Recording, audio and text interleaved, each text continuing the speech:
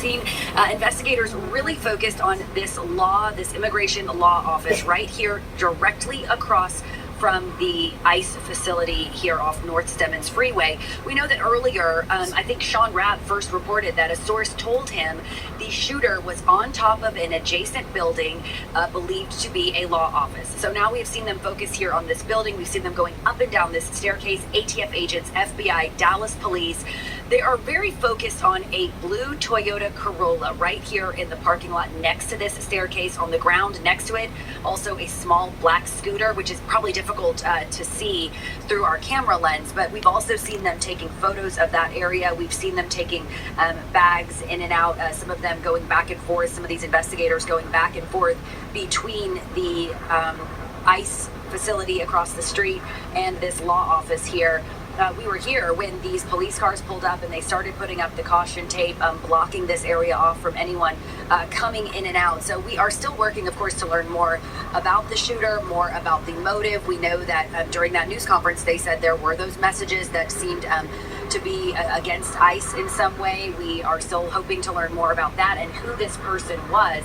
But for now, all we can see is that this is definitely a key part of their investigation, is focusing on this area. We know that that shooter, that sniper, had a rifle and fired from the rooftop. 2 ICE detainees died, a third in critical condition taken to the hospital early this morning. This shooting all happening here at the ICE facility in Dallas off Stemmons Freeway just after 6:30 this morning. So we will continue following this. We have several crews, of course, on the ground here following different scenes and covering, of course, that news conference early this morning, waiting for updates. And we will, of course, get back to you guys with any further information here on air and online. Hannah, I'll send it back to you. All right, Shannon, thank you. And we just now heard from producers. I want to make sure we get this correct. Gabby, could you repeat what you just said? 2 are dead. 2 dead. Including the shooter. Including the shooter. Okay, so no update from what we heard in the news conference. Correct. I do want to talk about the ammo that was recovered at the scene. We just spoke about it. Now I'm able to see more clearly just a little bit about this investigation at the Texas ICE facility, killing 1, wounding several others before then taking his own life, the shooter that is. FBI, DHS, and the ATF all assisting in this investigation.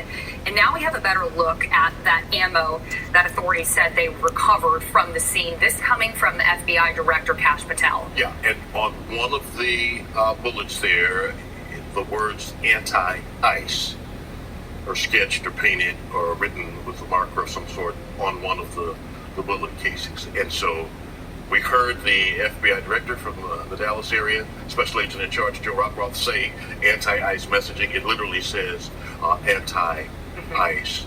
This, of course, lends itself to yet another attack against ICE and the whole immigration piece, what's happening. Let me say where Shannon Murray is now really the focus of this investigation. What other evidence would be on top of that building, Hannah? That's what they're going to be trying to gather now and understand, as well as, is there a vehicle? How did he get down there? What's in that vehicle? Yeah, and you know what? Painting a picture of the shooter is really that big piece that seemed to have been missing from this earliest news conference about this scenario. They didn't go as far as to say who the identification of this shooter might be, what their race might have been, did they even confirm whether it was a man or woman at this point? We really have few details about what the shooter might have looked like or might have been motivated by, other than the ammo that was recovered from the scene. Right, and that again is by design. They are trying to keep undercover as much as they can until they can give us a full picture. But as you put the pieces together, and what we're learning from our sources helps us know what they are doing. And let's go to Steve Noviello, who's been giving us some good information from his sources as well. Steve? Good afternoon, or good morning still to you, Sean. It's been a long morning indeed. We can tell you that preliminary reports of the shooter's identification are certainly making their rounds on the internet and across social media. We are choosing not to share that information with you until we can have a finer point put on it directly by the FBI. We generally will wait for confirmation and permission from them before we pass along such pertinent information. What we can tell you is that really the general consensus here, both from investigators and from lawmakers, you heard from Senator Cruz earlier today, is that at the heart of this, they believe, is the anti-ICE rhetoric that is happening across the country right now. That rhetoric not only about ICE, but about most things in general. You know, we're living in a society now where everybody is so polarized by even the most mundane things during the course of their day, and folks really calling on every American to have some sort of call to action to get back to the center where we can at least agree to disagree or at least engage in some sort of meaningful discourse, because each time we have one of these events, we really kind of move farther and farther away from the solution, which the irony here is a lot of these shooters really want to make a statement, they want to move the needle, and what happens is those needles move, but not toward here, they move farther and farther away to both of the extremes. We can confirm for you that no members of law enforcement were hurt in this attack, and it does sound like investigators are looking for more information. They are asking anybody who may have information to contact 1-800-CALL-FBI.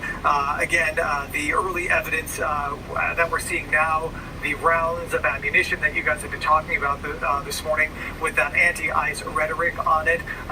There are preliminary reports of the identity of the shooter. What we can confirm for you right now is that shooter did die by a self-inflicted gunshot wound. We also want to repeat updating some of those numbers from this morning. We had originally reported that 2 of the detainees who were shot were in fact killed and a third one was injured. Those numbers have been reversed now, that 2 have been injured, 1 has died in addition to the shooter himself. Good information, and of course, we all know, Steve, how fluid things are at first when there is a story like this. This is really breaking news, and it breaks in sections, right? And so what we learn initially oftentimes changes, and that's kind of the case this morning in terms of victims, survivors, those who lost their lives. One thing I do want to talk about, because I see a troubling trend, I'm going to call it copycats, this messaging on bullet casings.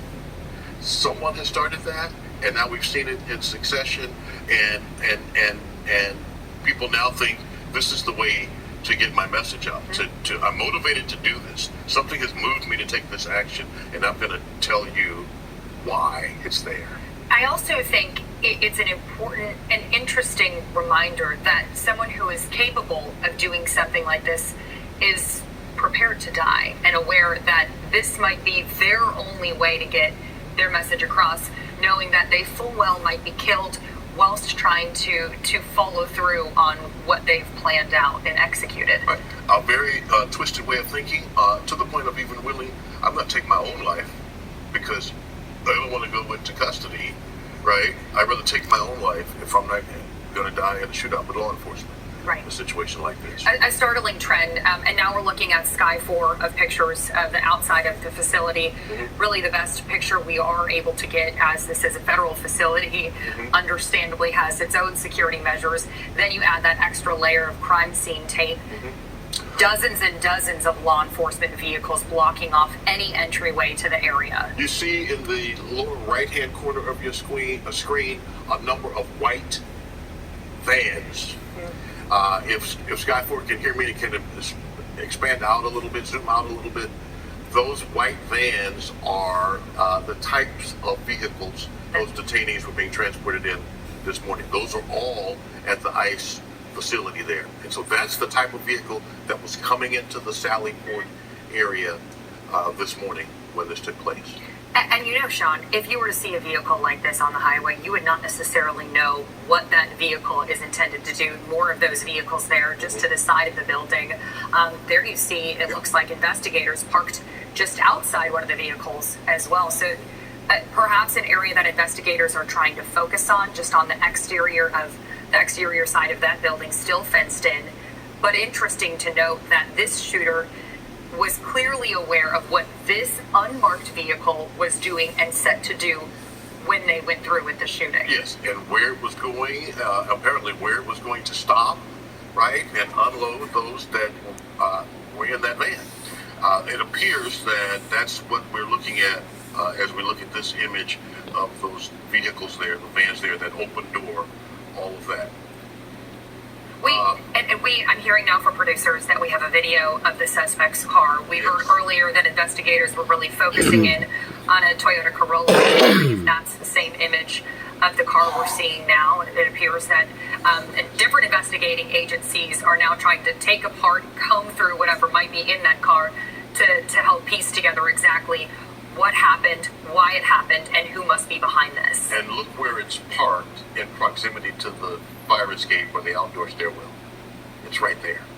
So parked there. Now, whether the hood was up already as a ruse to make you think the car was broken down, or whether investigators have popped that hood looking for any other kinds of devices or evidence of any type, we don't know. But there is the car right by the stairwell or fireplace that led to the upper levels of the roof of that building.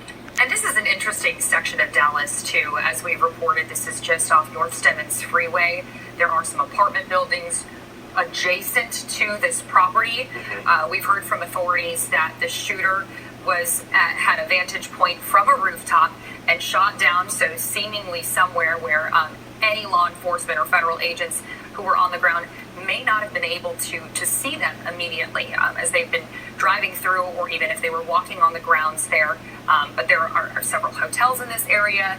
There's also some fast food restaurants. This is a heavily trafficked area, and this ICE facility in particular, this field office has also been the site of recent vigils. We've seen protesters go out there weekly, dozens of protests carrying anti-ICE messages, asking that they keep immigrant families together, asking that they give immigrants due process while they go through the immigration's citizenship process. But there you see, as they focus on what they say is believed to be the suspect's vehicle in this case here. And on the right rear quarter panel of that car, and we can't see it from this angle, there is something like a poster. Hannah, I could see it when the helicopter was swinging around to the other angle. On the right rear quarter panel, some poster, maybe an image, maybe a message on the outside of that vehicle. There are right now officers tasked with gathering surveillance video from different locations. So we'll know part of this investigation. We'll know the timeline. We'll know when that car showed up. We'll know when he ascended those stairs. They'll be able, and they'll go back based on if this person lives locally. They'll go back and try to trace video of him moving from wherever he lives to follow his movements to that facility in Northwest Dallas. Clearly somebody who knew this area, knew what this building was about, knew what those unmarked vans were for. And from what I've seen, all of the investigators that we've had on the scene, there's a clear interest in the car, but to my knowledge, none of them have actually gone inside the vehicle. They've just sort of been stationed around it. So if that's the case, then they are in fact waiting on a search warrant to go in.